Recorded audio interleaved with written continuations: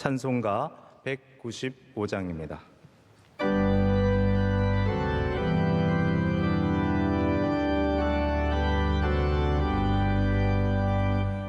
성령이여 우리 찬송 부를 때 진심으로 찬양하게 하소서. 성령이여 우리 기도 드릴 때 우리 곁에 계셔 일러주소서. 성령이여 우리 성경 읽을 때 그 속에서 빛을 보게 하소서.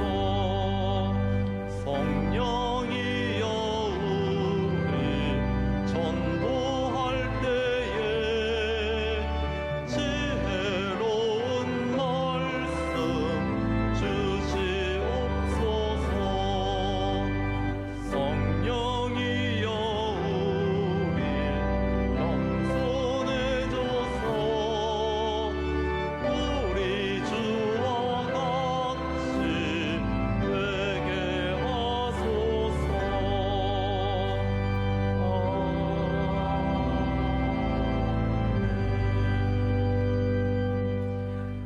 오늘 하나님께서 우리에게 주신 말씀은 구약 성경 욥기 1장 1절부터 5절까지입니다. 구약 761면쯤에 기록되어 있습니다. 욥기 1장 1절에서 5절의 말씀입니다.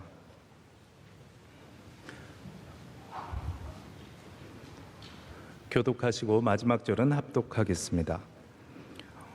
우스 땅에 욥이라 불리는 사람이 있었는데 그 사람은 온전하고 정직하여 하나님을 경외하며 악에서 떠난 자더라.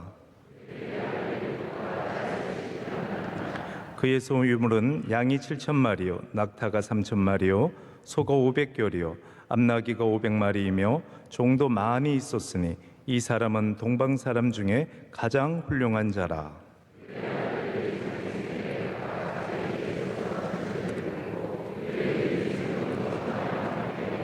함께요. 그들이 차례대로 잔치를 끝내면 욥이 그들을 불러다가 성결하게 하되 아침에 일어나서 그들의 명수대로 번제를 드렸으니 이는 욥이 말하기를 혹시 내 아들들이 죄를 범하여 마음으로 하나님을 욕되게 하였을까 함이라.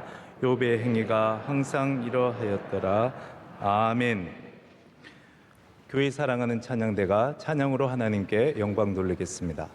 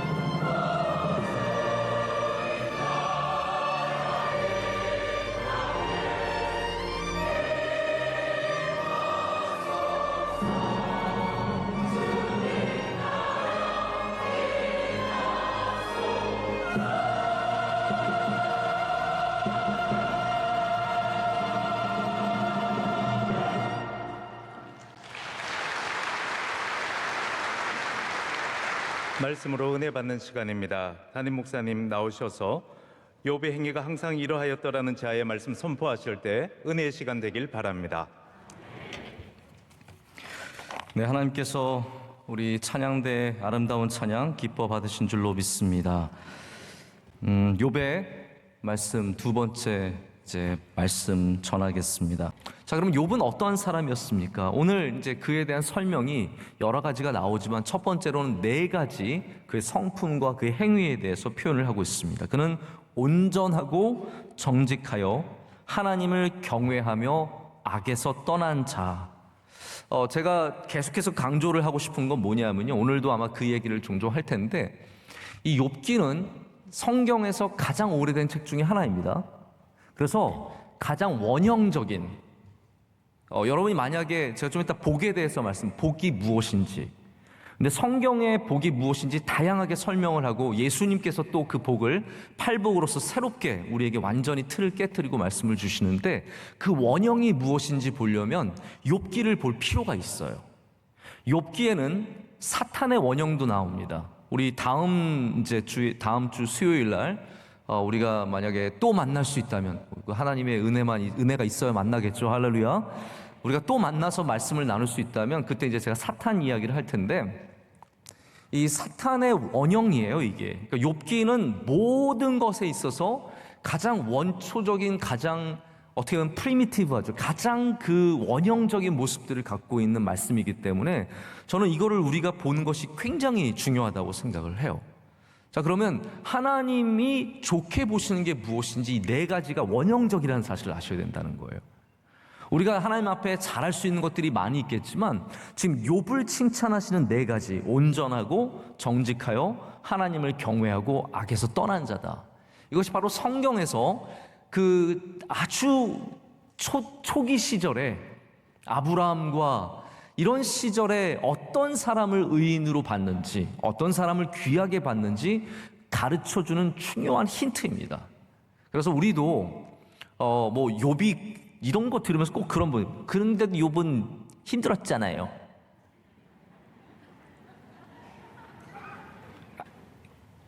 여러분, 너무 얕게 신앙생활 하지 마십시오. 이게 귀하다는 사실을 아셔야 돼요. 이 네 가지가 하나님께서 주목하여 보셨고, 그래서 많은 사람들이 있었지만 하나님이 모르실 리는 없겠지만 하나님이 욥을, 제가 궁금했던 건 이거거든요. 사탄이 말을 꺼내기도 전에 하나님이 욥을 먼저 꺼내신 거예요. 그걸 아셔야 돼요. 사탄이 막 다니다가 하나님 욥 아세요? 이게 아니라 하나님이 오히려 너 욥 아느냐? 이러신 거거든요. 그만큼 욥은 하나님께 너무나 사랑받는 사람이었고 하나님이 주목하여 보신 인생이었다라는 겁니다. 이 네 가지, 저는 그래도 욥이 고난을 받았잖아요로 접근이 아니라 우리가 이 네 가지를 사모하고 우리가 갖춰야 할 줄로 믿습니다. 그래서 이 네 가지 성품은 욥의 완전함을 보여주는 굉장히 중요한 힌트입니다. 근데 이 앞에 두 가지, 온전하며 정직했다는 것은 삶의 영역이에요. 우리 삶의 모습이 어떠한지. 그리고 여호와를 경외하며 악을 떠났다는 것은 신앙의 영역입니다. 이 두 가지 양면이 욥은 다 완전했다는 것을 성경이 보여주는 거죠. 진정한 의인, 그러니까 진정한 의인, 하나님이 정말로 주목해서 보시는 사람은 한쪽만 뛰어나고 한쪽은 버린 사람들이 아니라는 것입니다. 여러분이 만약에 신앙생활을 정말 잘하려면요, 이 하나님이 기뻐하시는 온전함과 정직함도 함께 가져야 된다는 것이죠. 그럴 때 하나님 앞에 우리가 의인으로서, 하나님 잘 믿는 사람으로서 인정을 받게 되는 겁니다. 자, 그럼 첫 번째, 제가 두 가지씩 묶어서 할게요. 온전과 정직입니다. 제가 왜 묶냐 하면 편리해서가 아니라 빨리하게서가 아니라 성경에서 온전함과 정직함을 늘 함께 다뤄요. 그러니까 이 욥에 대해서 온전하고 정직하였다는 그냥 성경 저자가 그냥 생각나는 걸 쓴 게 아니라 성경에서 가장 좋은 사람들을 표현할 때 온전함과 정직함을 함께 쓴다라는 거죠. 예를 들면 잠언 2장 21절에 대저 정직한 자는 땅에 거하며 완전한 자는 땅에 남아 있으리라. 아멘. 이게 온전, 완전히 온전이거든요. 똑같은 단어예요. 정직과 완전, 온전. 제가 가장 이제 은혜를 받았던 구절은 시편 37편이에요. 여러분 중에도 시편 37편 좋아하시는 분들 계시죠? 왜 좋아하세요? 온유한 자는 복이 있나니 저희가 땅을 기업으로 받을 것이며, 바로 그 말씀이 시편 37편의 말씀이잖아요. 그래서 우리가 시편 37편을 굉장히 잘 알고 있는데 이게 의인에 대한 이야기예요. 그 뒷부분에 가면 무슨 말씀이 나오냐면 온전한 사람을 살피고, 우리 부한테 그렇게 얘기하는 거예요. 온전한 사람을 살피고 정직한 자를 볼지어다 모든 화평한 자의 미래는 평안이로다. 이게 무슨 말씀이냐면요, 한번 보라는 거예요. 온전한 사람, 정직한 사람, 그들의 미래는 평안이라는 것이죠. 이게 시편 저자가 고백하는 의인, 소위 말하는 의인, 바로 온전함과 정직함을 가진 바로 이 쌍으로 나오는 굉장히 중요한 두 가지 요소라는 겁니다. 근데 이 온전하다는 표현은 조금 더 쉽게 말하자면 흠이 없다. 그래서 영어에는 blameless예요. blameless. 근데 흠이 없다라고 하면 여러분 뭐가 생각이 나십니까? 하나님께서 제사를 받기를 원하셨을 때 뭐라고 말씀하시냐면 흠이 없는 것을 가져오라고 말씀하셨어요. 하나님은 흠이 없는 것을 기뻐하십니다. 할렐루야. 우리가 다 흠이 많겠지만 우리 하나님 앞에 흠이 없도록 스스로를 돌아봐야 할 줄로 믿습니다. 여러분, 누구 귀한 사람 만나러 갈 때 얼굴에다가 뭐 이상한 거 묻히고 가진 않잖아요. 우리가 중요한 일이 있을 때 어디 나갈 때는 우리 흠을 가리고 가지 않습니까? 우리가 하나님 앞에 나아갈 때 흠이 있다면 우리 하나님 앞에 그것을 가리고 하나님의 영광을 나타내며 하나님 앞에 온전한 모습을 갖추기 위해 더욱더 수고하고 애쓰고 기도하는 저와 여러분이 되어야 할 줄로 믿습니다. 그래서 또 정직한 삶은 이게 올바른 삶을 말해요. upright예요. 그냥 right이 아니라 그냥 옳은 사람이 아니라 upright이에요. 항상 모든 일에 옳게 행하는 사람. 이것을 바로 하나님께서 굉장히 기뻐하시는 모습을 여러분께서 먼저 기억을 하셔야 됩니다. 근데 두 번째는 신앙의 영역이라고 말씀을 드렸어요. 하나님을 경외하며 악에서 떠난 사람이래요. 자, 욥의 하나님 경외의 모습은 앞으로도 많이 나오겠지만 5절에 욥이 자녀들을 위해서 제사를 지내는 모습을 보면 굉장히 많이 드러납니다. 하나님 앞에 철저하게 그 경건한 행위를 하나님의 하나님 되심을, 하나님을 경외한다는 게 그거 아닙니까? 하나님 되심을 항상 인정하는 거예요.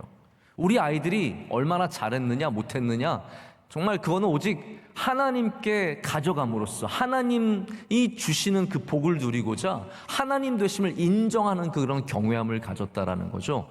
제가 이걸 보면서 한 가지 도전받는 건 뭐냐면요, 부모가 자식을 위해 기도할 때 하나님이 들으신다라는 겁니다. 아멘.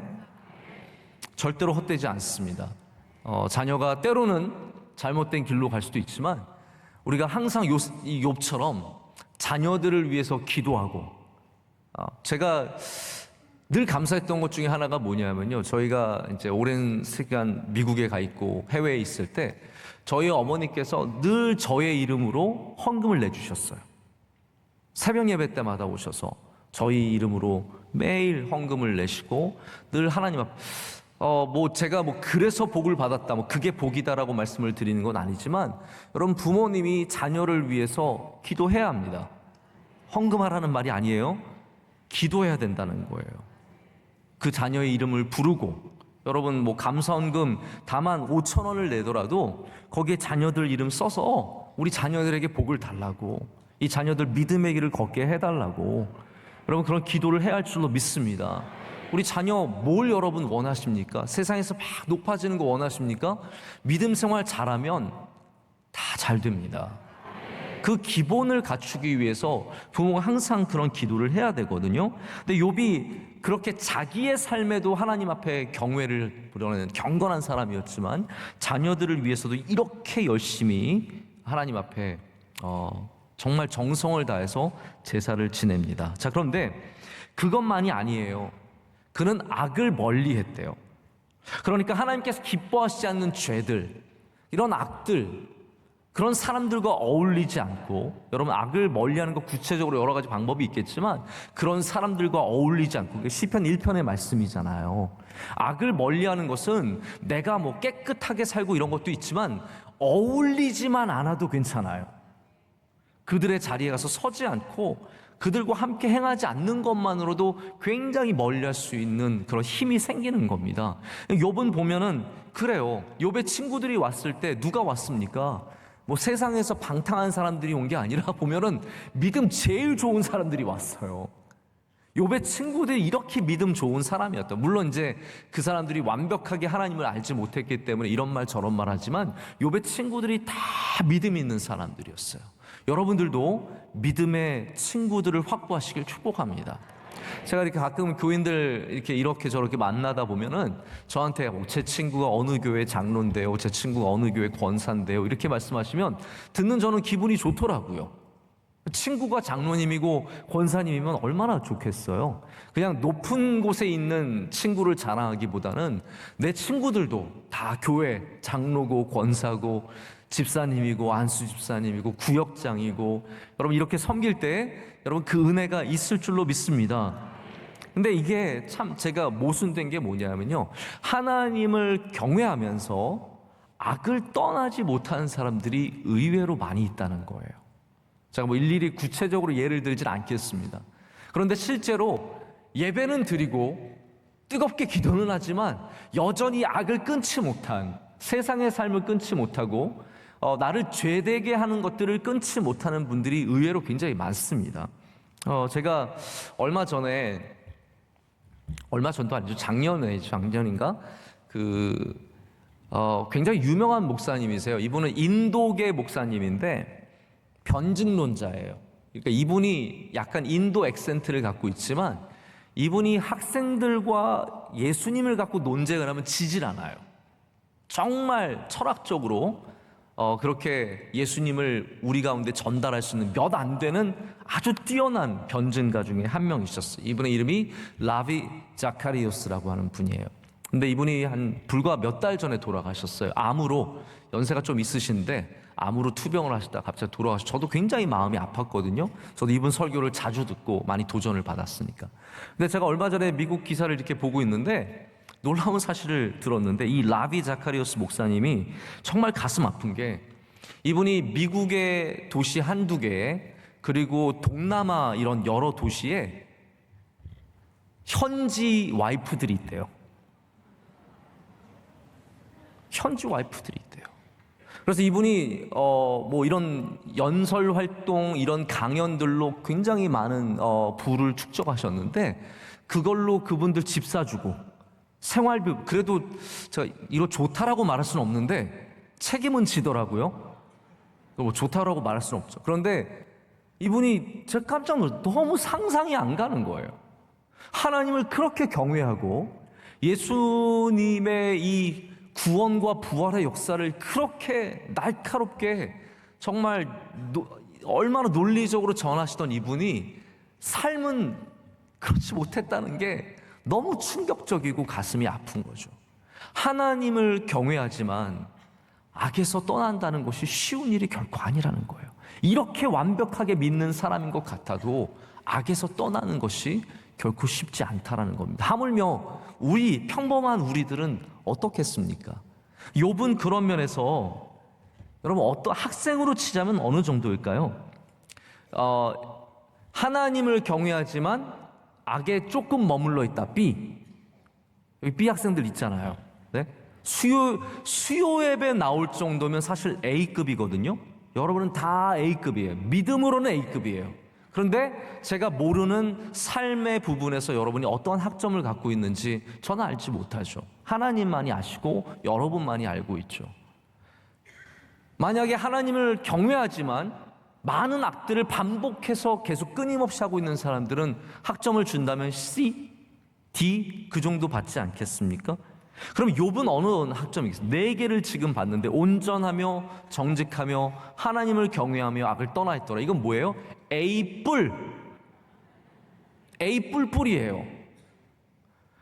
정말로 어려운 학점 A뿔이에요. 여러분 A뿔 받아보신 적 있으세요?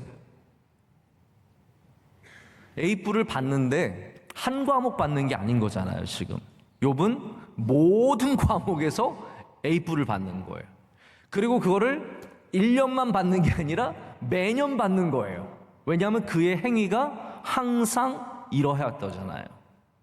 그러니까 욥은 우리가 생각하는 상상을 뛰어넘는 그런 하나님 앞에 온전한 사람이었다는 거죠. 여러분, 우리는 A뿔은 쉽지 않겠지만 여러분 그래도 열심을 내야 할 줄로 믿습니다. 열심을 내야 합니다. 그래서 욥은 세 번째로 제가 이제 두 가지 욥의 성품 갖고 있는 것들에 대해서 말씀을 드렸어요. 그가 온전하며 정직했고 첫 번째로는, 두 번째로 하나님을 경외하며 악에서 떠나 있었다라고 말씀을 드렸거든요. 자, 이제 그 결과는 아니지만 세 번째로 욥은 복을 받은 사람이에요. 복을 받은 사람.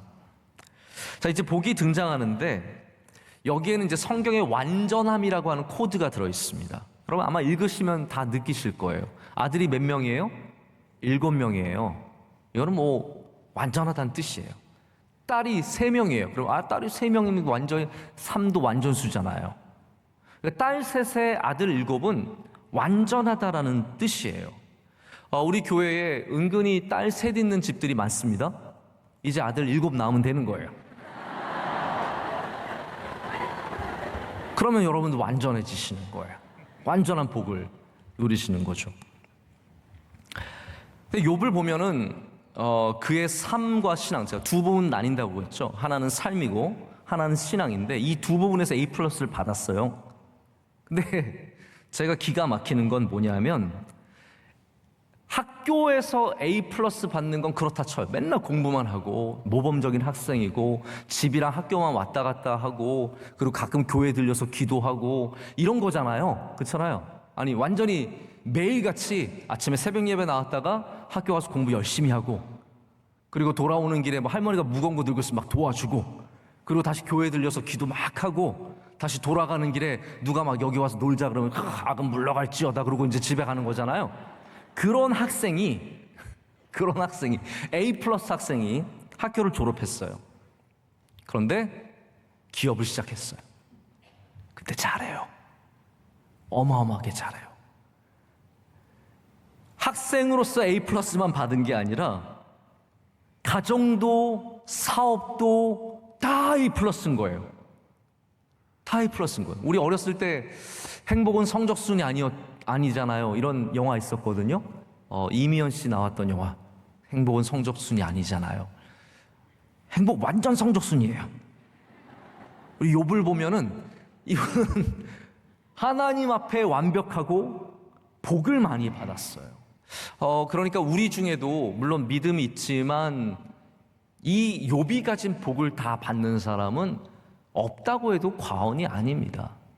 우리 대부분은 이런 복을 다 받지 못해요. 한쪽이 부족한 부분이 있는데 욥은 성적표도 잘 받고 행복하기까지 한 사람이에요. 7명의 아들과 3명의 딸과. 근데 제가 이제 여기 약간 한 가지 걸리는 게 있어요. 이게 성경이 그것을 의도했는지 하나님께서 그 말씀을 우리에게 일부러 안 보여주신지 잘 모르겠지만 아내 이야기가 없어요. 아내 이야기가 없어요. 그렇죠? 욥이 뭔가 있었을 거예요. 네. 욥이 뭔가 한 가지 부족한 게 있었을 거예요. 그렇죠? 나중에 이제 아내가 하나님 저주하고 너도 죽어라! 그러거든요.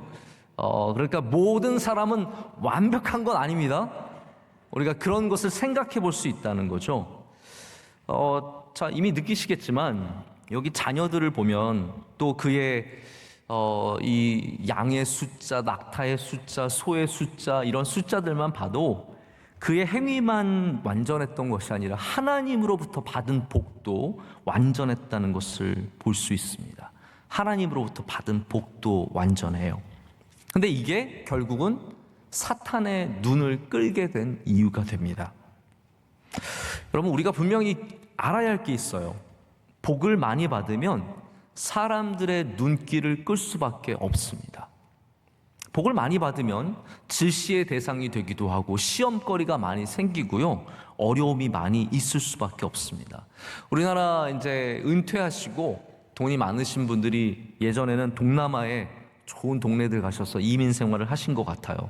그런데 이민 생활을 하시면 좀 조용히 하시면 좋은데 여기 다 싸고 뭐 사람들 막 부릴 수 있고 그러니까 그 또 돈은 많고 그러니까 막 너무 좋은 차에 몇 명을 부려가지고 하인처럼 부려먹고 그러다가 결국은 범죄의 표적이 되신 분들이 굉장히 많이 있었다는 것을 제가 뉴스를 통해서 봅니다.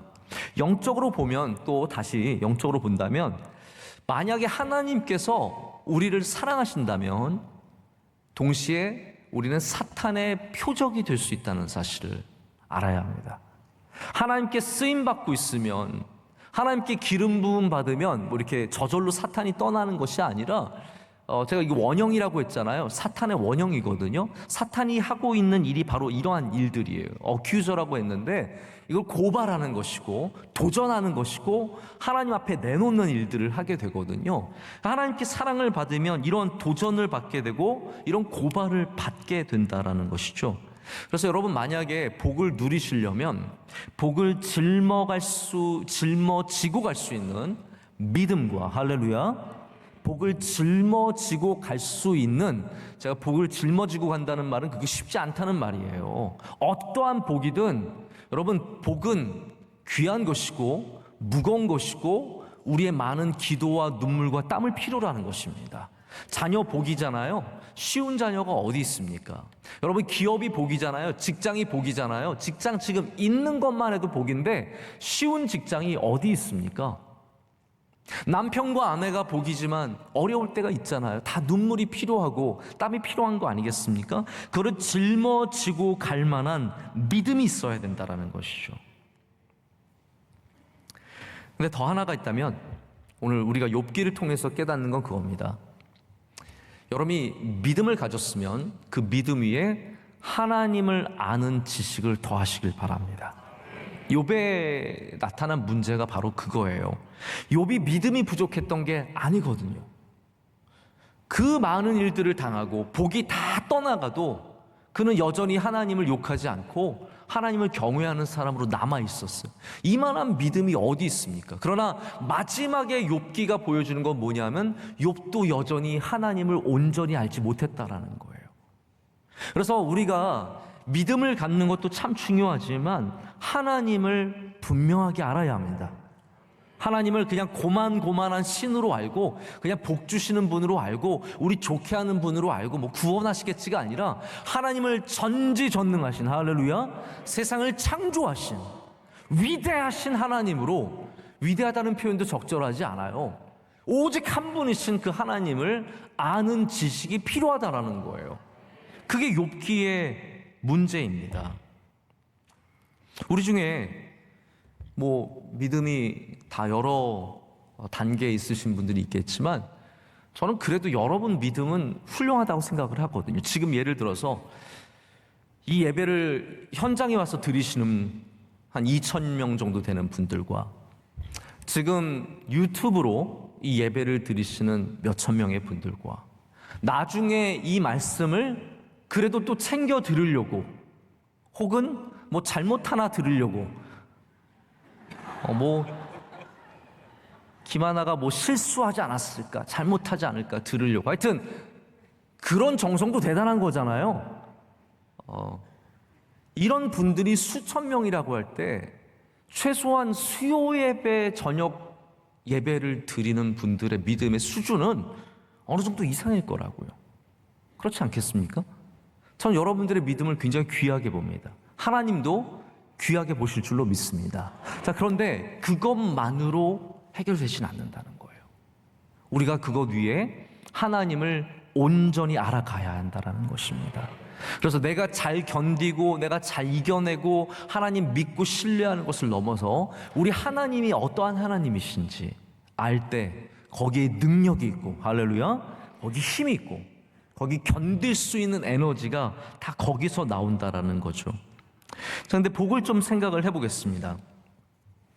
제가 복을 얘기하면서 사탄이 뭐라고 했는지 한번 볼게요. 여러분도 한번 보시죠. 9절과 10절에 사탄이 이렇게 하나님께 얘기합니다. 사탄이 여호와께 대답하여 이르되 욥이 어찌 까닭 없이 하나님을 경외하리이까? 자, 자, 이제 그 까닭이 나옵니다. 사탄이 보기에는 이 까닭 때문에 하나님을 경외한 거예요. 10절 말씀 우리 다 함께 읽겠습니다. 주께서 그의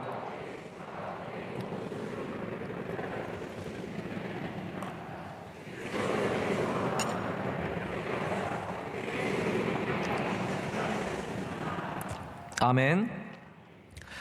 자, 이게 하나님이 내가 욥에게 이런 복을 줬다라고 말씀하시는 것이 아니라 사탄이 욥에 대해서 설명을 해줍니다. 하나님 보세요. 하나님이 그를 보호하셨죠. 하나님이 그의 손을 복되게 하셨죠. 이 딱 두 가지를 이야기를 하고 있습니다. 그것이 바로 욥이 하나님을 경외하는 까닭이다라고 얘기를 합니다. 다시 말하자면 욥은 사탄의 입장에서는 욥은 하나님이 복을 주셨기 때문에 하나님을 경외하는 겁니다. 이게 결론이에요. 근데 하나님은 그렇지 않다라는 거죠. 한번 보자라는 겁니다. 자, 그래서 여기 이 사탄이 말하는 이 복을 보면서 야, 이것도 복의 원형이다. 이게 하나님이 주시는, 사람에게 주시는 복의 원형이라는 그런 생각을 해보게 되었어요. 첫 번째는 뭐냐 하면 복은 하나님이 주시는 거예요. 할렐루야. 근데 그 주시는 게 뭐냐 하면 어떤 형태로 나오냐 면 하나님이 보호하신다고 하셨어요. 자, 울타리를 쳐서 두르셔서, 그게 울타리를 두른다는 말이 보호하신다는 말이거든요. 제가 이 복이라는 단어, blessing이라는 단어를 사전으로 찾아보니까 영어 사전에는 복을 이렇게 표현해요. 하나님의 보호하심, protection. 우리가 생각하는 복은 뭐예요? 주로 건강, 물질 이런 거잖아요. 그런데 사전적인 의미에서 하나님의 가장 첫 번째 복의 의미가 뭐냐면 하나님의 보호하심이라는 거예요. 그래서 그 사전이, 제가 사전이 기특하더라고요. 이거 세상 사전이 어떻게 이렇게 하나님의 복을 정확하게 이해하고 있을까?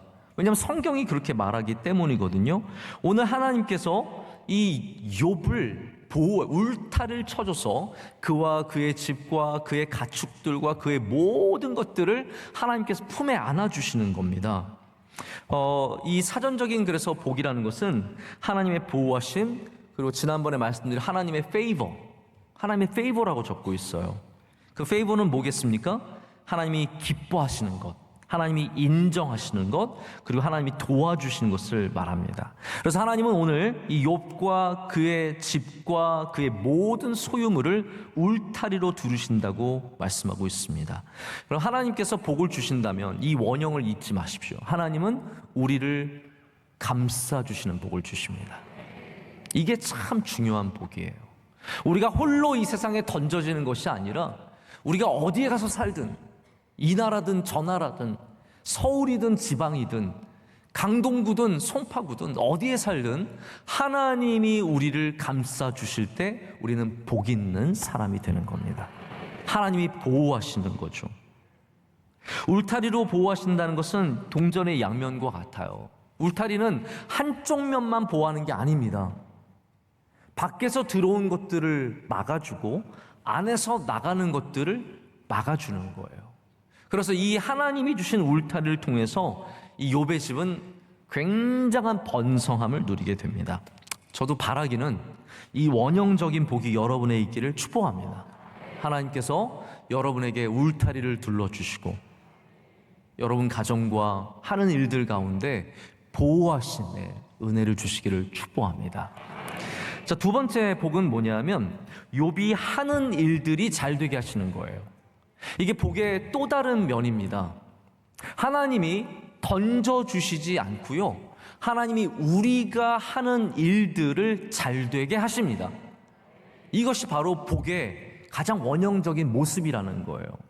우리는 가만히 있는데 뭐가 떨어지는 걸 복이라고 생각하는데 그게 아니라 성경의 복의 원형은 우리가 하는 일들을 하나님께서 잘 되게 하시는 것. 그래서 하나님은 그의 손이 하는 바를 복되게 하사 그의 소유물이 땅에 넘치게 하셨다라고 사탄이 표현을 하는 겁니다. 필립 리틀이라는 분이 복을 이렇게 정의해요. 좀 어려운 얘기 쑥 넘어가면서 들으세요. 본질적으로 복은 하나님께서 누군가에게 혹은 무엇에게 그들이 만들어지고 행하도록 의도된 일들을 할 수 있도록 능력을 더하시는 것을 말한다라고 표현합니다. 자, 그러니까 하나님은 우리를 디자인하시잖아요. 우리 다 하나님의 디자인들입니다. 제가 일을 하면서 참 찾기 힘든 사람 중에 한 명이 좋은 디자이너예요. 이 그림이라든지 포스터라든지 교회 물품들이 이런 거를 잘 디자인하는 사람 정말 이게 귀해요. 근데 하나님은 완전한 디자이너시잖아요. 우리 한 명 한 명을 다 하나님의 뜻에 맞게 디자인을 하신 겁니다. 자, 그러면 우리는 그 다음에 우리의 힘으로 살아가느냐? 아니라는 거. 복이 있어야 돼요. 할렐루야. 왜냐하면 우리 하나님의 디자인을 받은 우리가 우리의 것을 잘하도록 하나님이 능력을 주시는 것을 복이라고 말하기 때문입니다. 예를 들어서 화가가 그림을 잘 그리는 거, 그거 복이라는 겁니다. 운동선수가 기술이 늘면서 연마하면서 늘어면서 잘하는 거, 그게 복이라는 거죠. 이것이 성경이 말하는 복입니다. 그래서 욥이 한 것도 사실은 하나님이 주신 큰 복이에요. 왜냐하면 그가 이 수많은, 지금 유목민이잖아. 일종의 유목민 시대잖아요. 이 많은 동물들, 가축들을 키우면서 이게 하나님의 은혜 가운데 막 늘어가거든요. 그가 손을 대는 것들, 하나님 능력을 더하셔서 그것을 잘하게 하시거든요. 여러분, 진심으로 축복합니다. 여러분이 하는 일이 무엇이든 간에 거기에 하나님의 복이 있기를 축복합니다. 그러면 여러분이 하는 그 일들을 잘 감당하실 수 있는 그런 은혜를 받게 되는 거죠. 그래서 농사꾼이 난 역시 농사를 잘 져. 아니, 하나님이 복을 주셔야 돼요. 공부한 학생이 난 역시 똑똑해. 아니, 하나님이 복을 주셔야 돼요. 목회를 하는 분 절대적으로 목회는 하나님의 복이 있어야 합니다. 하나님의 은혜가 있어야 합니다. 자기의 능력으로 절대로 할 수가 없습니다. 하나님이 만드신 그 모든 것들이 하나님이 능력이 더하실 때 그때 복이 있는 존재들이 될 줄로 믿습니다. 야곱이 그런 예 아니겠습니까? 야곱이 이제 외삼촌 라반의 집에서 열심히 일을 했는데 보수를 못 받잖아요. 사례를 못 받잖아요. 그래서 그가 이제 말하기를 삼촌한테 가서, 삼촌, 제가 이렇게 좀 점박이들, 알록달록한 것들, 아롱다롱한 것들, 제가 그런 것만 가질 테니까 삼촌 그런 건 저한테 주세요. 그래서 가져라. 그랬더니 야곱이 손을 대니까 그 숫자가 확 늘잖아요. 그게 야곱이 똑똑해서 잘나서입니까? 하나님이 복을 주셨기 때문에. 그렇게 야곱이 부족하고 연약한 부분들이 있고 하나님 앞에 온전하지 못했지만 하나님이 복을 주시면 그런 은혜를 다 누리게 된다는 거죠. 여러분의 양떼에 하나님이 복을 주시기를 축복합니다. 자, 근데 여기 계속해서 우리가 하나님이 보여주시는 이 욥의 모습들이 다 페어로, 쌍으로 나왔거든요. 근데 이 복도 그런 것 같아요. 복은 역시 하나님이 주시는 복과 그리고 우리 손을 통해서 거두시게 하는 복, 이 두 가지가 다 있다라는 겁니다. 그래서 여러분이 가장 원형적인 복을 이 욥을 통해서 알기를 원하고요. 그리고 그 복을 사모하는 저와 여러분 되기를 원합니다. 그래서 욥기는 우리가 분명히 알아야 될 것은 기복주의 신앙도 아니고 복의 무용론도 아니에요. 이 두 가지가 다 위험합니다. 우리가 욥기를 통해서 분명히 깨닫는 거 그거 아닙니까? 우리가 뭘 건강함을 얻기 때문에 하나님을 믿는 것이 아니라 하나님께서 여호와 하나님이시기 때문에 하나님을 믿는 거거든요. 우리가 그래서 당연히 하나님의 복을 받아야 돼요. 왜냐하면 욥이 하나님의 복을 받았잖아요. 그래서 우리는 하나님께 복을 받기를 원해요. 그러나 그것이 기복적으로 가지는 않아야 된다라는 거죠. 저는 가끔 어떤 분들이 이제 기복주의 신앙을 공격을 하면서 마치 하나님, 신앙은 그냥 어떤 종교적인 행위를 하는 것으로 치부해버리면 전 굉장히 기분이 나쁩니다. 그렇지 않아요. 하나님은 복을 주시는 분이세요. 지금도 살아서 역사하시고 우리 기도 가운데 응답하여 주시고 기적을 일으켜 주시고 복을 주시는 분이세요. 근데 왜 자꾸 기독교를 종교로 만듭니까? 왜 윤리로 만들어 버립니까? 우리 살아계신 하나님을 믿어야 하는데 그냥 기복주의 신앙 하나를 물리치기 위해서 기독교를 종교로 만들어 버리는 안타까운 일들이 일어났거든요. 우리는 하나님 분명히 믿어야 합니다. 그래서 복의 무용론은 정말 잘못된 길이에요. 그리고 심지어는 오늘 말씀을 읽으면서도 그런데 욥이 뭐 다 잃어버렸잖아. 여러분 그런 무용론으로 가서는 안 됩니다. 욥의 케이스는 거의 원타임 이그샘플이에요. 한 번 있는 경우예요. 그러나 이제 우리의 삶에도 작고 큰 모습, 이런 모습이 나타나기 때문에 욥과 비슷하게 느껴질 뿐이지 복이 이렇게 무용하다라는 것은 절대로 아닙니다. 우리는 항상 하나님이 복 주시는 분이심을 믿고, 그리고 기도하고 하나님의 영광을 위해서 복을 구하는 저와 여러분 되어야 할 줄로 믿습니다.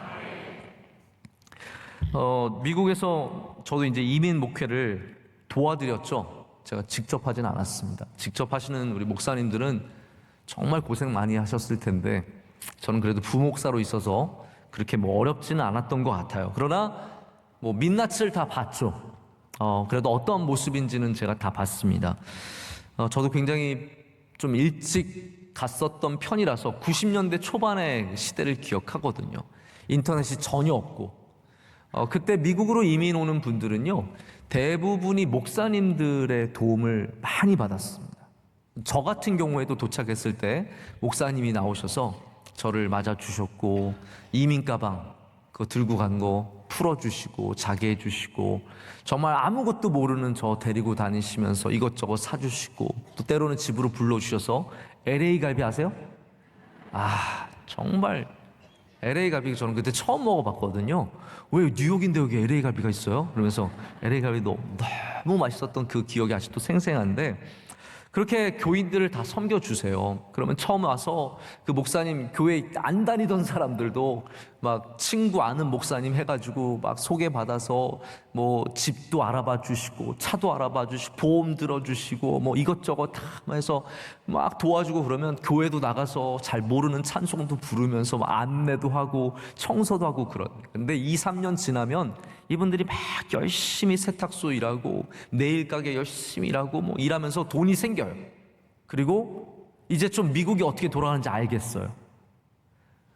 좀 쉬고 싶기도 하고 놀고 싶기도 하고 이제 가정도 좀 안정이 되고, 그러면은 다 어떻게 되느냐, 처음 만났던 그 목사님 다 떠납니다. 단 한 명도 남아있지 않아요. 모든 거의 100% 자기 처음 미국 내렸을 때 정말 어린아이와 같은, 아기와 같은, 기저귀까지 다 갈아주는 마음으로 도와줬던 목사님들, 교회들 다 버리고 큰 교회로 갑니다. 큰 교회로 가는 게 이유가 뭐냐면 더 은혜 받고자 가는 것도 아니에요. 숨기 위해서. 그리고 뭐라고 말하냐면, 내가 2년 동안 열심히 했으면 됐지, 내가 3년 동안 열심히 도와드렸으면 됐지, 뭘 더 바라냐고 하면서 가세요. 만약에 신앙의 발전과 믿음의 좀 더 높은 곳을 바라보면서 가는 거면 좀 이해가 되겠지만, 대부분은 신앙의 후퇴를 위해서 다른 교회로 옮겨갑니다. 나 잘 모르는 곳으로 가는 거예요. 알지 못하는 사람들로. 여러분, 복을 받으면 더 잘해야 되잖아요. 할렐루야. 복을 받으면 우리 이제 좀 살 만큼 살잖아요. 명일동 옛날 같지 않잖아요.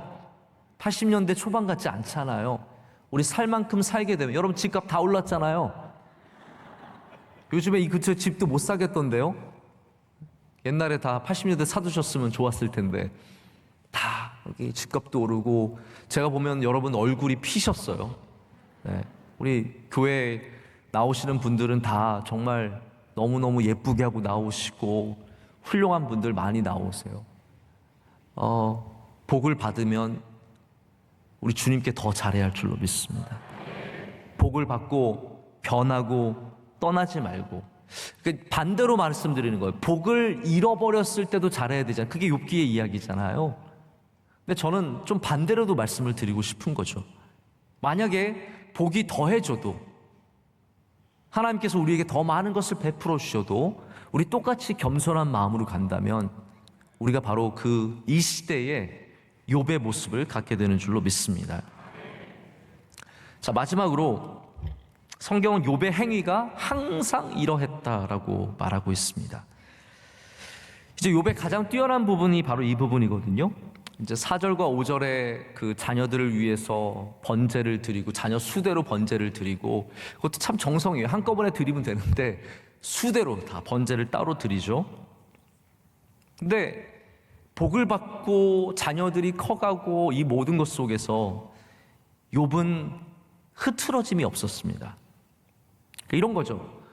롤스로이스를 몰고 가도 집에 들어가서 하나님께 기도하고, 리어커를 몰고 가도 집에 들어가서 하나님께 기도하고. 똑같은 거잖아요. 우리 하나님께 기도해야 되는 건 똑같은 건데, 롤스로이스를 몰면 기도를 안 하게 되고, 또 반대로 리어커를 몰면 기도를 안 하게 되고, 이 양극단에서 머무는 경우가 굉장히 많다라는 겁니다. 물론 우리 중에 롤스로이스 모시는 분은 없으시겠지만, 우리가 하나님 앞에 이 행위를 그대로 가져가는 도전이 필요한데, 제가 이제 이게 의미심장한 것 같아요. 제가 보기에는 의미심장한 것 같아요. 왜냐하면 지금까지 욥의 행위에 변화가 없었잖아요. 욥의 행위가 항상 이러하였더라.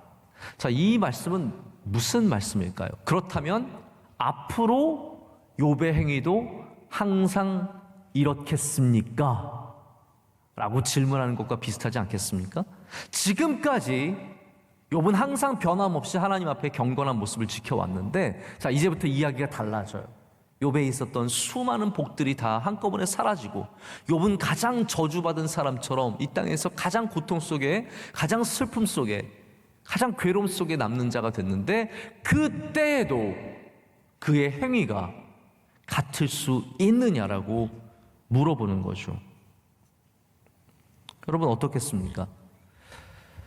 여러분, 우리 바라는 게 있다면, 우리가 복을 많이 누리든 때로는 어려움을 겪든 우리의 행위가, 우리의 믿음이 우리 하나님 앞에서 항상 같기를 원합니다. 제가 며칠 전에 저희 교회 부목사님 두 분과 함께 점심 식사를 같이 했어요. 이렇게 같이 밥을 먹으면서 이런저런 얘기를 하다가 목사님 한 분이 저한테 얘기를 전달해 주시는 거예요. 만난 여러 목사님들이 제 얘기를 하면서 걱정을 하더라는 거예요. 김하나 목사가 너무 설교를 많이 해서 정말 짐이 너무 많다. 여러분들은 그렇게 생각 안 하시죠? 네. 근데 이제 목사님 몇 분들이 저를 좀 생각해 주시는 목사님들이 그런 얘기를 했대요. 김하나 목사가 너무 설교를 많이 해서 이게 저래가지고 몇 년을 목회할 수 있겠냐. 저러면은 금방 끝난다. 이게 그래서 저를 걱정해 주는 건지 그걸 바라는 건지 제가 잘 모르겠는데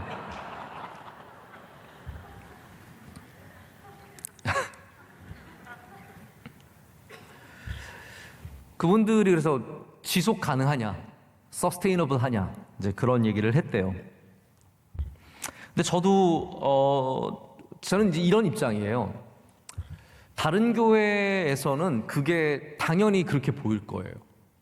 왜냐하면 일반적인 교회는 담임 목사가 설교를 뭐 많아봤자 일주일에 한 3번 정도, 2-3번 하겠죠.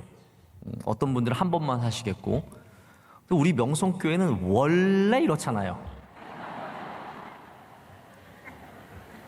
그렇잖아요. 원래 그냥 항상 하잖아요. 저는 저의 그 세팅이 어디에 맞춰져 있냐면 외부 교회에 맞춰 있지 않아요. 저는 뭐 일주일에 한 번 하는 거에 맞춰져 있지 않고, 제가 새노래 명성교회를 할 때 똑같았거든요. 항상 새벽 예배, 저녁 예배 다 지키다 보면은 일주일에 7번, 8번, 뭐 횟수로는 더 많이, 설교도 뭐 6개 준비를 하고 7개 준비를 하고 그럴 때가 많은데, 어떻게 보면 저는 이게 그냥 익숙하기 때문에 저한테 잘 맞춰져 있어서 저는 별 문제는 없다고 생각을 해요. 저는 지속 가능하다고 생각하는데 이 부분을 말씀드리고 싶은 거예요. 지속 가능하냐의 문제보다 더 중요한 게 있어요. 제가 설교를 계속할 수는 있어요. 근데 중요한 건 뭐냐면 여러분에게 도전이 될 만한, 그리고 은혜가 되는, 성령이 충만한 설교를 계속할 수 있냐가 정말 더 중요한 문제거든요. 그렇잖아요. 제가 뭐 어떤 거라도 가지고 나와서 설교할 수 있겠죠. 그러나 정말 제가 걱정이 되는 거는 내가 설교할 수 있느냐가 없느냐, 그 서스테이너블, 지속 가능의 문제가 아니라 하나님께서 요구하시는 그 수준의 설교를 내가 계속해서 할 수 있느냐,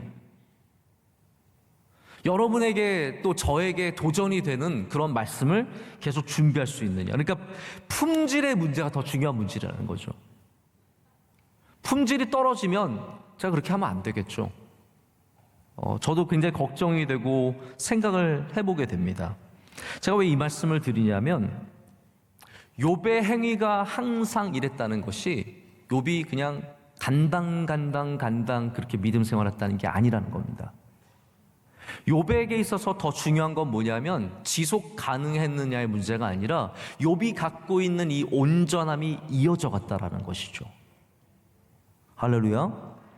제가 혹시 우리가 다 이거 쉬운 일은 아니겠지만 우리 명성교회 그리고 또 우리 교인들에게 우리 예배하시는 여러분들에게 바라는 마음이 있다면 여러분의 신앙이 도저히 앞으로 욥이 흘러가는 이야기와 상관없이 오늘 이 시점에서 말씀을 나누자는 거예요. 이 욥의 모습처럼 하나님 앞에 항상 한결같기를 축복합니다. 지금 잘하고 계십니까? 그 수준을 떨어뜨리지 마십시오. 명성교회는 똑같은 얘기예요. 저만 여러 번 예배를 드리는 게 아니라 여러분들도 여러 번 예배 드리시잖아요. 오늘 새벽에도 나오셨고, 그쵸? 제가 보니까 새벽이랑 옷이 똑같으신데요, 다들? 다 저도 똑같아요. 비슷하세요, 다들. 거의 헤어스타일도 새벽에 안 감고 나오셨는데 저녁에도 여전히 안 감고 나오셔가지고 비슷한 분들이 많으신데 우리도 다 어쩌면 똑같이 그렇게 반복해서 예배를 드리고 반복해서 명성교회 스타일로 하고 있는데 여러분이 하나님께 드리는 마음의 품질이 떨어지지 말자라는 거예요. 우리가 5번을 예배드리든 10번을 예배드리든 3번을 예배드리든 10번을 찬양하든 100번을 찬양하든 우리 주님 앞에 한결같이 처음의 마음으로 나와서 주님을 경외하고 악을 멀리할 때 하나님께서 우리를 온전하게 여기시고 우리에게 은혜를 베풀어 주실 줄로 믿습니다. 우리 항상 행위가 그러한 욥과 같은 모습이 저와 여러분에게 있기를 소망합니다. 우리 지난번 불러서 참 좋았는데 다 와서 찬양해 다시 한번 불러볼까요? 네.